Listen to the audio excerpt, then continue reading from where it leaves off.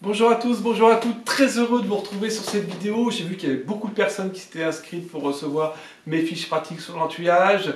En tout cas pour moi c'est toujours un plaisir d'animer ces vidéos. Et aujourd'hui j'ai envie de vous parler d'une huile essentielle qui est sans doute l'huile que j'utilise le plus à la maison. Il s'agit en fait de l'huile essentielle d'arbre à thé qu'on appelle encore la tea tree. Elle est géniale d'une part parce qu'elle peut s'utiliser pour toute la famille, sauf les femmes enceintes et les femmes allaitantes, antivirale, antibactérienne, elle s'utilise pour les maladies, c'est pas ce qu'on verra aujourd'hui, mais elle est également antiseptique, elle peut donc s'utiliser pour des problèmes de peau, et je vais vous parler en fait de 8 ou 9 recettes aujourd'hui pour la peau. Vous allez voir ça en fait dans cette vidéo, c'est parti!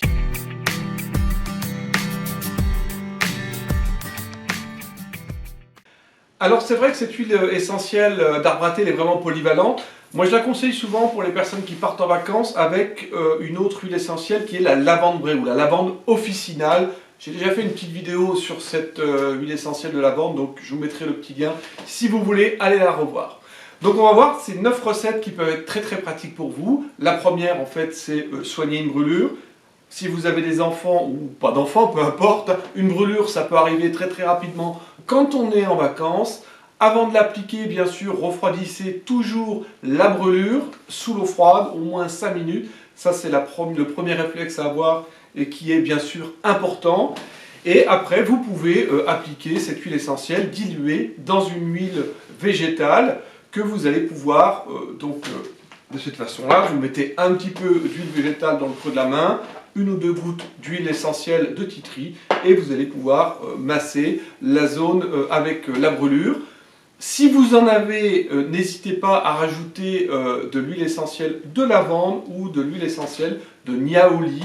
Alors, les deux prochaines recettes qui vont également vous servir pendant les vacances, c'est dans le cas d'une plaie infectée ou qui a un risque d'infection. Et bien à ce moment-là, toujours de la même manière, une goutte d'huile essentielle d'arbre à thé que vous allez positionner sur la plaie 3 fois par jour jusqu'à disparition de la plaie.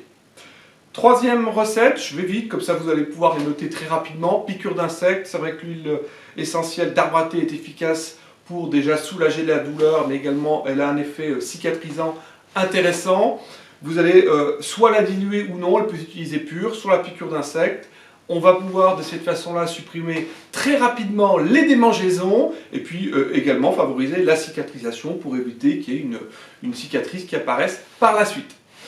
Également, cette recette donc, fonctionne pour les piqûres de moustiques, fonctionne pour les piqûres de guêpes, les piqûres d'oursins, les piqûres de méduses. Et puis n'oubliez pas également une autre huile essentielle qui peut venir compléter cette recette, c'est la lavande aspic. Donc n'hésitez pas, si vous en avez sous le coude, d'utiliser un mélange tea tree aspic contre les piqûres d'insectes.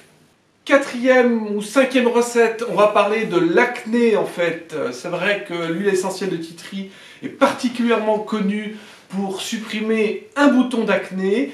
Donc si le bouton est isolé, d'une manière très simple, vous mettez une goutte de tea tree sur un coton-tige ou sur le bout du doigt, vous positionnez sur le bouton et vous faites ça en fait 2 à 3 fois par jour, maximum pendant 3 semaines. Ensuite, si vous avez besoin encore d'éliminer d'autres boutons d'acné, une petite semaine de pause et vous pouvez reprendre le traitement pour 3 semaines. Alors si la zone est plus étendue, n'hésitez pas à diluer à ce moment-là vos 1 ou 2 gouttes d'huile d'arbre à thé dans une huile végétale, l'amande douce par exemple, l'argan, enfin ce que vous avez sous le coude, ou dans une noix de crème pour le visage, et à ce moment-là vous allez pouvoir l'appliquer sur une zone plus étendue.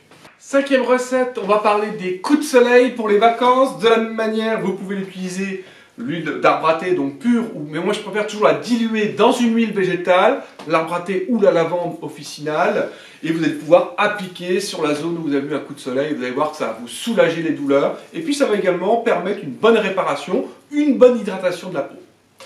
Sixième recette, on va parler des boutons de fièvre ou des boutons sur le visage. Ça, c'est une recette que j'utilise assez souvent. Il m'arrive de temps en temps d'avoir un bouton qui apparaît sur le visage.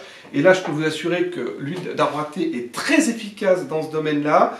Vous prenez tout simplement une goutte sur le doigt et vous mettez sur le bouton. En 2 jours, tout a disparu, le bouton va sécher et je peux vous assurer que vous aurez de très bons résultats. Septième recette, on va regarder du côté des mycoses puisque l'arbre à thé est une huile essentielle antifongique et vous allez donc pouvoir l'utiliser contre les mycoses, pieds d'athlète. Le plus souvent, on la dilue à 10% dans une huile végétale, c'est-à-dire 9 gouttes d'huile végétale pour une goutte d'arbre à thé. Et vous allez pouvoir, de cette façon-là, après avoir bien nettoyé la zone où vous avez en fait une mycose, après avoir un bon nettoyage, hein, vous allez appliquer cette lotion 2 à 3 fois par jour pour jusqu'à en venir à bout des mycoses. Alors vous pouvez compléter, on peut également utiliser l'arbre à thé pur dans ce cas, il n'y a aucun souci. Et vous pouvez compléter par la petite recette avec la palmarosa qui est une autre huile essentielle. Donc une goutte de tea tree avec une goutte de palmarosa sur la zone où vous avez en fait des mycoses et vous allez avoir de très très bons résultats. Alors pour la mycose, vous pouvez également compléter avec l'huile de géranium rosa, je vous en avais parlé dans une toute précédente vidéo.